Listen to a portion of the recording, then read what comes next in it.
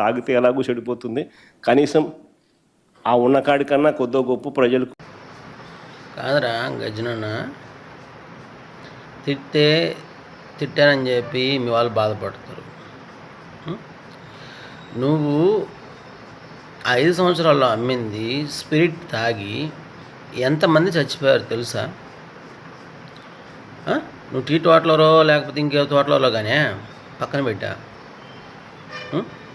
ఎరా సింహం పులి మనిషికి పుట్టినోడే కాదు కదా, సింహం పులి అంటారు కదా మీ వల్ల. వాళ్ళకి బయటకే పుట్టాము. ఆ జంతువు మైండ్ వేసుకుని మాట్లాడుతున్నావు.